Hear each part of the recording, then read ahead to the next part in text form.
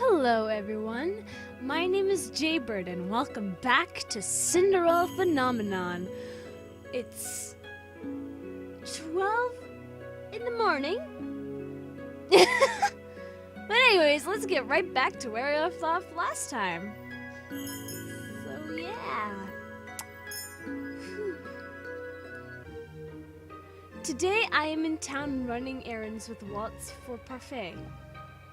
It has almost been a week since Claude started acting so strangely, so I thought I needed to do something for him. I know he likes dresses, and he told me once that he likes roses, but can I really find something that will cheer him up? Perhaps he would like some jewelry. Waltz, do you remember where that jewelry store Karma likes is? I don't go there very often, so unfortunately no. Princess, is this a good deed? What you're doing right now, did you think it would be a good deed? Good deeds need to be selfless, right? Generally, yes. I doubt this will count as selfless. I'm doing this to cheer Karma up. That sounds pretty selfless. But it's also so that he goes back to teaching me how to fight instead of sulking in his room. I've heard that Karma has been teaching you how to use a sword. Why do you want to learn how to fight?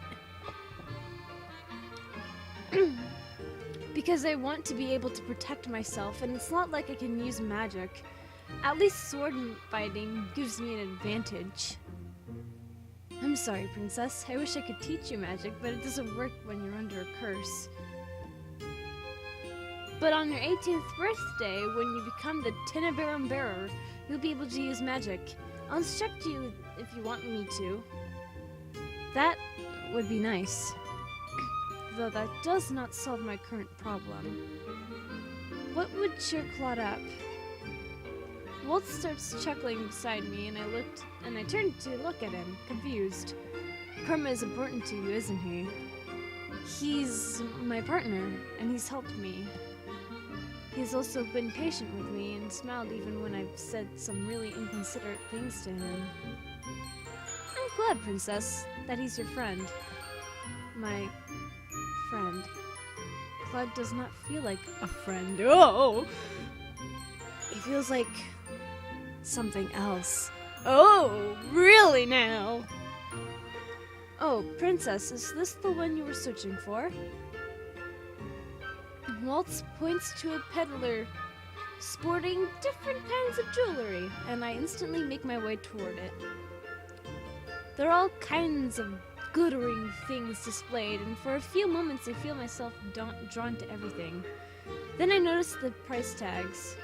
I barely have any money left from when the king gave me that pouch.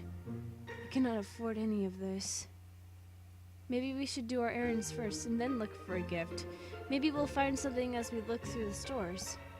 But if I don't get Claude's gift today, I might not be able to give it to him tonight. Princess? Well, the guide I'm looking at says to run errands first. Waltz has a good point. We might find something while we do the errands, and then we can get them out of the way. Besides, it's not right for me to put Claude above everyone else. Ooh, yeah, totally. Whew, totally. Ooh, what the fuck was that? Ooh, yeah, totally. Whoa. I'm weird.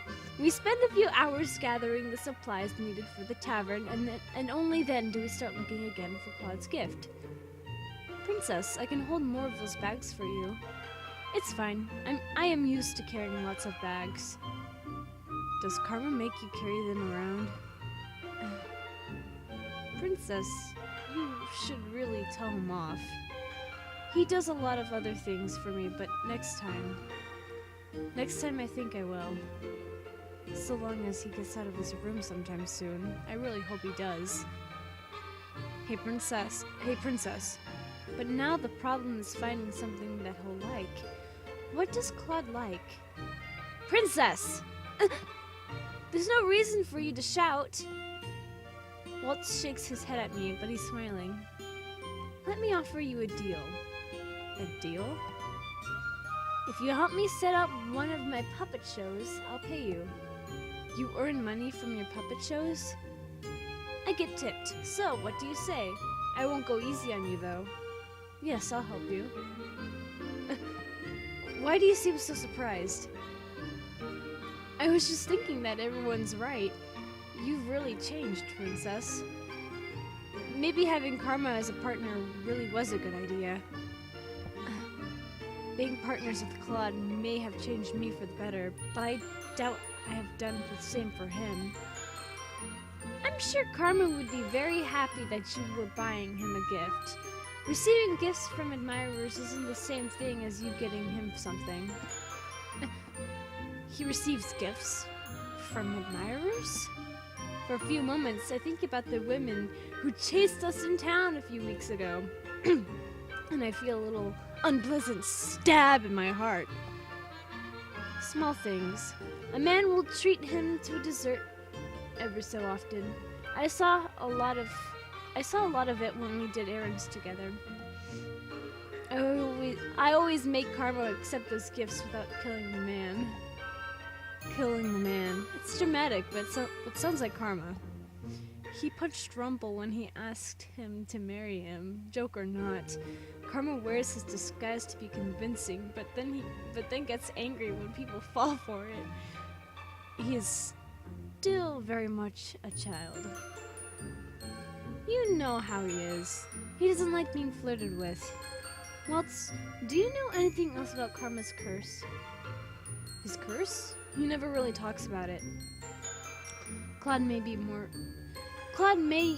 even more stubborn than me if he is not letting anyone help him with this curse.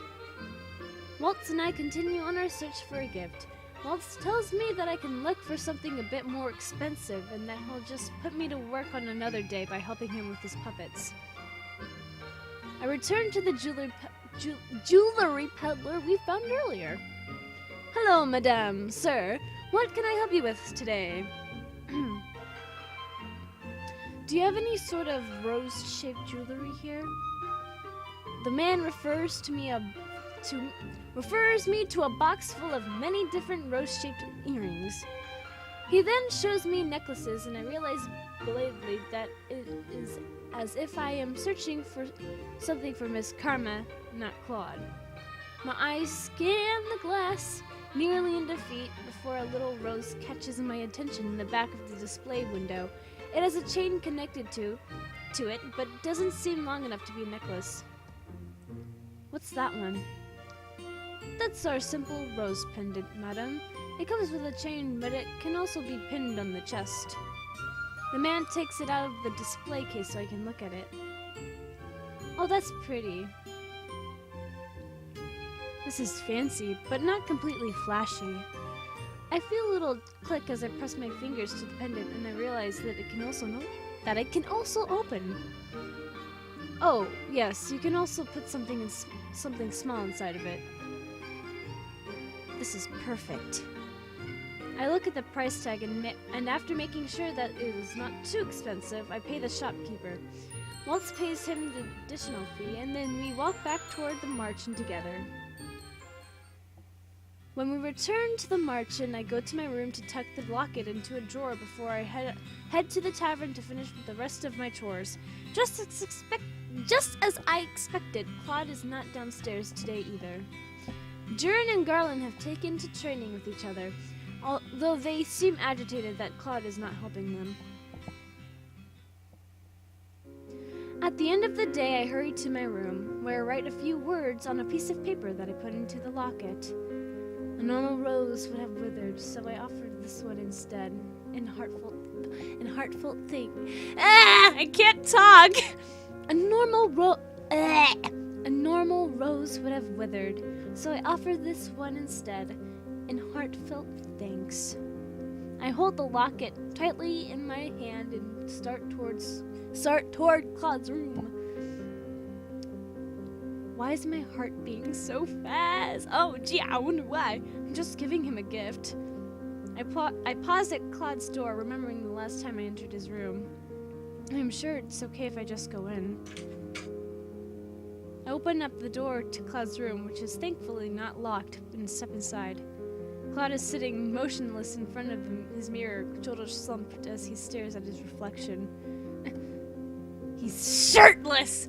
He's shirtless. And there's that tattoo. It seems different. Claude does not notice me at first. I notice that his hand goes to the tattoo over his chest, and then I hear him heave a heavy sigh. Slowly, I close the door behind me. It clicks, and that is when he suddenly turns to look at me. At first, there's just shock on his face, and then suddenly anger. Again, why do you do this again, Jaybird?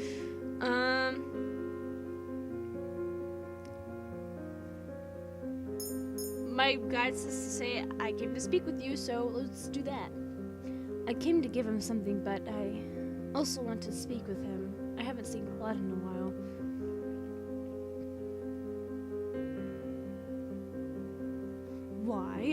Why? Because you've been doing everything by yourself lately? You came to complain? No, I wanted to check on you. Oof. Princess, can you not read the mood? You could have at the very least knocked.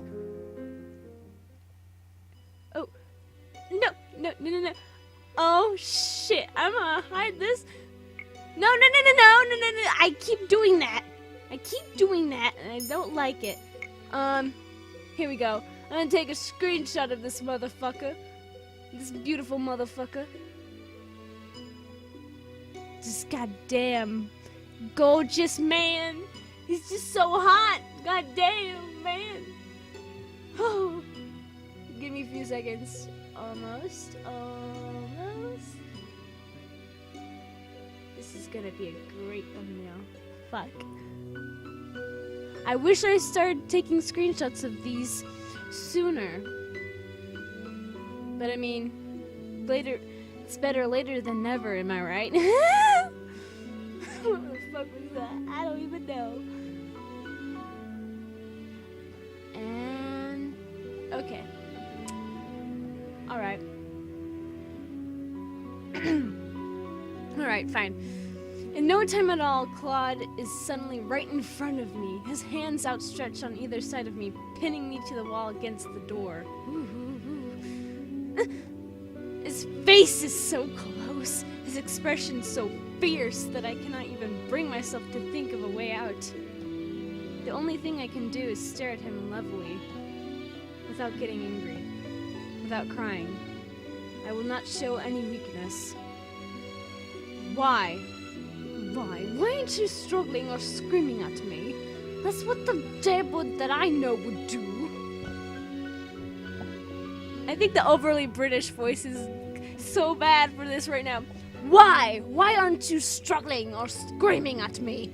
That's what the jailbird that I know would do. Then you do not know me as much as you think you do. And you know nothing about me. I already have a retort prepared when I stop. Realizing that he is right, I barely know anything about him. No, I don't. But I'd like to. Why do you insist on poking your nose into others' business? We're partners.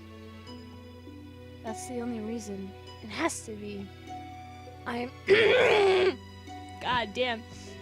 Sorry. I am supposed to help you, so why do you keep secrets from me?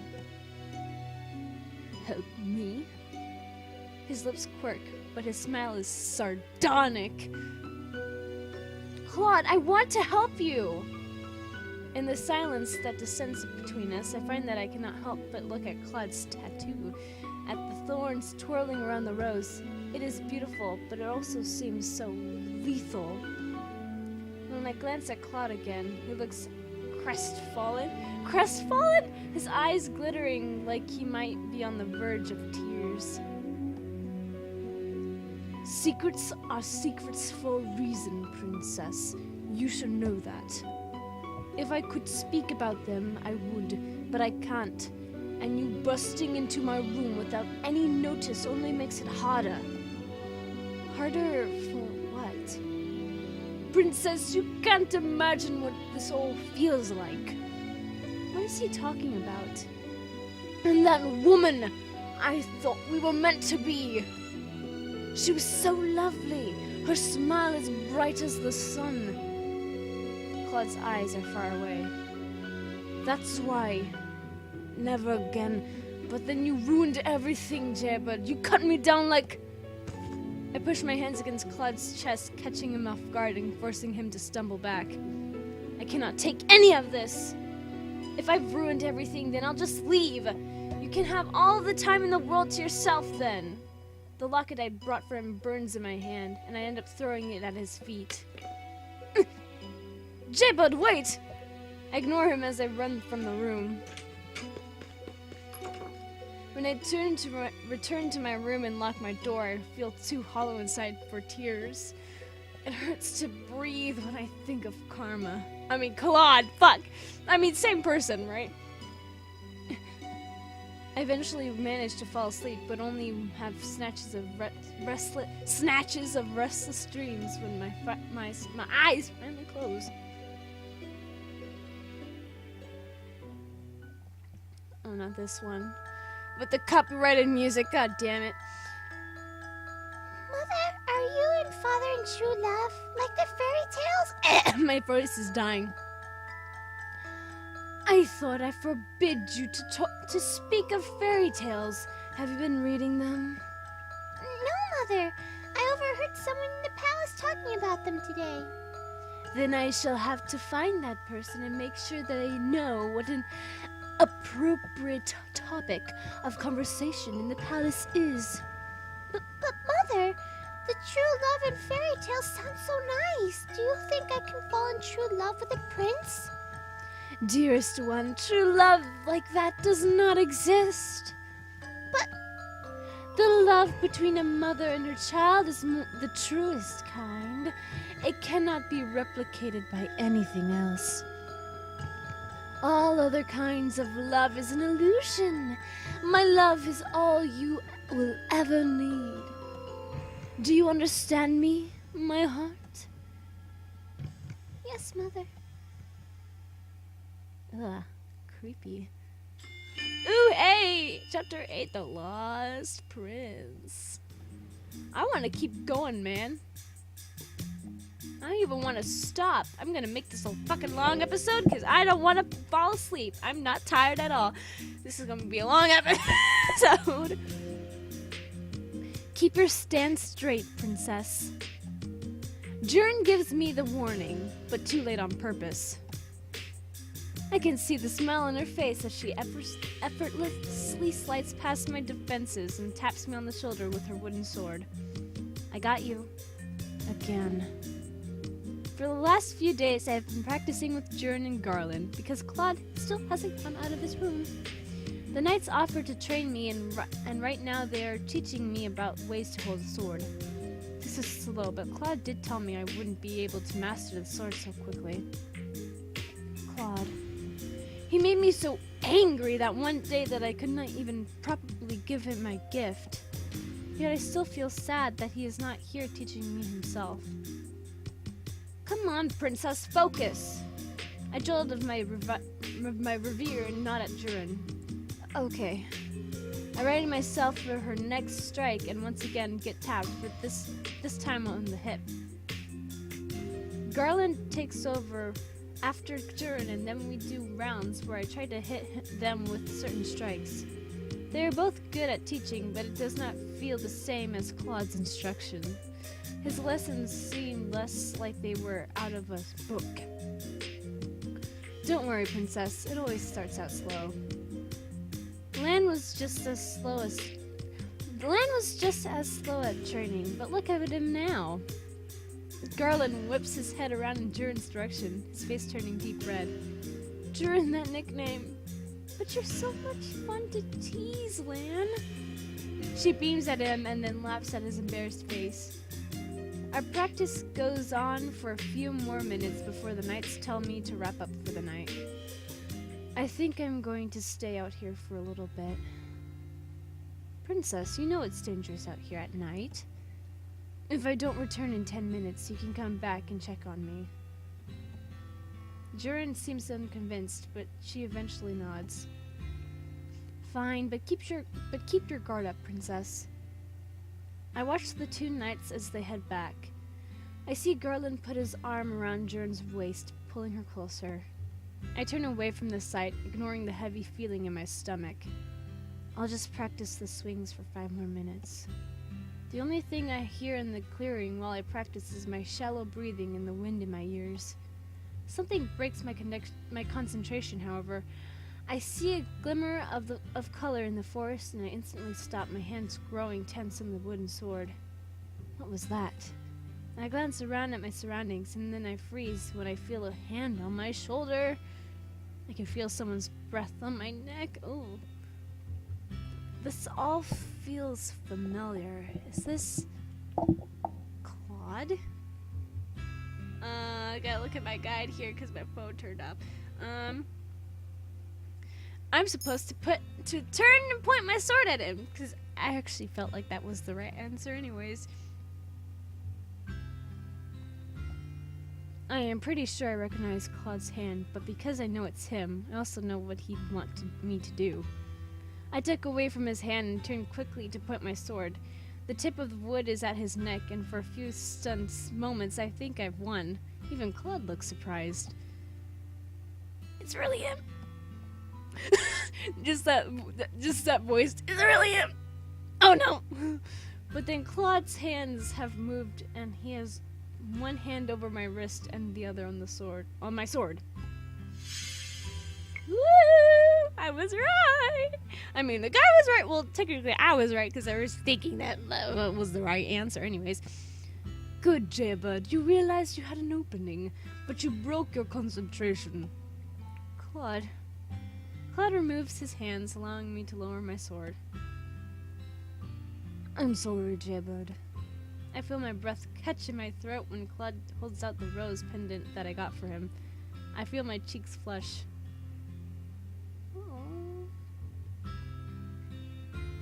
You accidentally left this beautiful thing in my room when I came to return it. Return it? Yes, you left it in my room, and so I only thought it appropriate to bring it back to you. Does he really think I left it in there on accident? Why would I leave it in your room on accident? What? I bought it for you, and I wanted to give it to you, but you were acting so strangely, and... Claude's eyes widened, the surprise clear on his face. Jaybird, you bought this for me? Why does he look so shocked? Claude looks at me in awe for a few moments. His eyes go back down to the locket. He traces a finger around the intricate shape, his eyebrows slowly furrowing. It's to thank you for everything that you've done for me. Jaybird, this is beautiful. He lets the chain fall through my fall through his fingers as he stares at the rose pendant with adoration. I feel my heartbeat stutter as he turns to regard me with the same gentle smile. Oh my god, you're getting too close. My head can't handle this, Cloud. He leans forward and my breathing stops as he reaches out to hold up my glass slipper necklace. He's standing so close to me.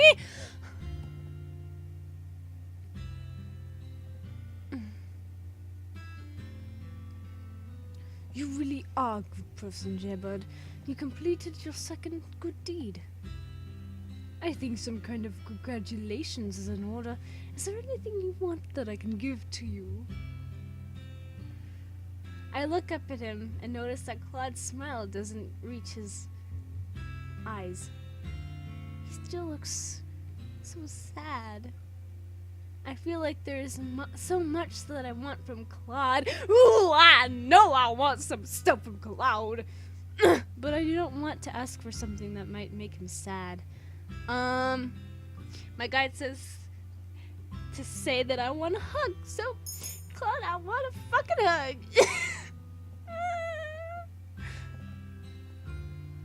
Huh? Claude looks at me in surprise. He thinks I am being foolish for making such a request, doesn't he? I shouldn't have said anything. But before I can say anything else, Claude takes a step forward and wraps me in his arms. I'm getting all squirmy over here. I'm like, ah! Me. He pulls me toward him, and in those moments of silence, all I can hear is his heartbeat resounding in his chest. Whew, I'm getting all hot and heavy over here. I can feel his warmth all around me, and his fingers clasp gently at my back. I feel so strange. My heart is racing, and my knees feel weak.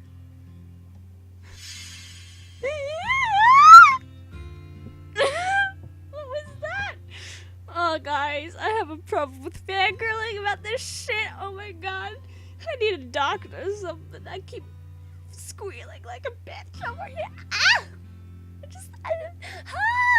My heart can't handle this shit. Well, I can, but I need to calm my fucking self down. Holy shit. Something like this. I feel my face getting hot right now. He speaks right into my ear. Something like this. Sorry. It is a surprisingly pleasant feeling. Oh my god. Slow down there. So suddenly, Claude makes a noise of distress as he steps away from me. All of the warmness that was pressed against me 1 moment ago is gone. Oh!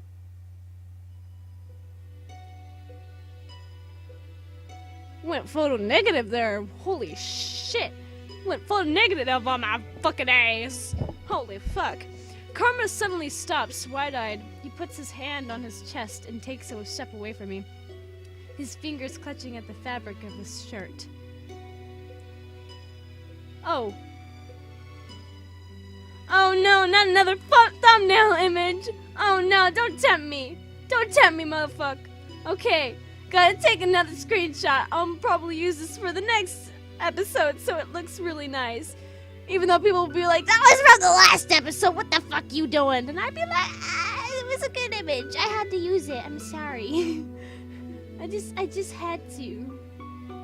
I just had to. It's good image. Good image. It's just so lovely. A picture of Klaus and not Klaus. Why the fuck did I say Klaus? God, I'm getting too many guys mixed up. I'm getting Claude in pain. Why the fuck did I say Klaus? Holy fuck. Okay, done with the screenshot. Okay, anyways. Claude has a pain expression. I can't believe I got his name wrong. Oh my fucking god. Why did I say Klaus? I feel so stupid. And anyways, Claude has a pain expression on his face, only making me more anxious. No, now. Claude, are you okay? What's wrong? Ah, Jibber, don't worry about it. He lowers his hand with the pained smile slowly fading from his face. This does little to reassure me. Was it my fault you were locked in your room for so long? He just looks so pained to be anywhere near me.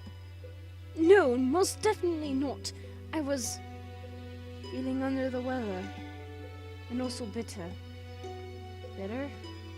Why would he feel bitter? It's not for you. But it's not for you worry. For you worry about. It's not for you worry about. Oh, just, damn it. The immersion. But it's nothing for you to worry about, darling. For now, we should head back. It's late and you need rest. I just got back from patrol, so I would like to rest as well. Is there anything else I can do for you? No, sweet Jaybird, you've already done enough for me. He clutches the rose locket to his chest and sighs out a little with a gentle smile. This smile feels real to me. This is a beautiful gift, and I will treasure it always. Thank you, Jaybird. Now, shall we head back? I nod at him, and we silently walk back to the margin. When we make it back to the tavern, I feel tired, but also lighter than I have for weeks. Claude wishes me a good night before slowly walking off to his room, holding the rose locket I gave him tightly. Tightly? Oh, holding it tightly. God. Today I am walking around town to do some errands with Claude. It has been quite a while since we have done this. Well, guys, this is gonna be it for today's episode of Cinderella Phenomenon. Sorry, got distracted by the music for a second. If you guys enjoyed this episode, leave a like down below, leave a comment down below, share it with your friends, subscribe if you haven't, ring that notification bell, and remember, die safely. Bye-bye!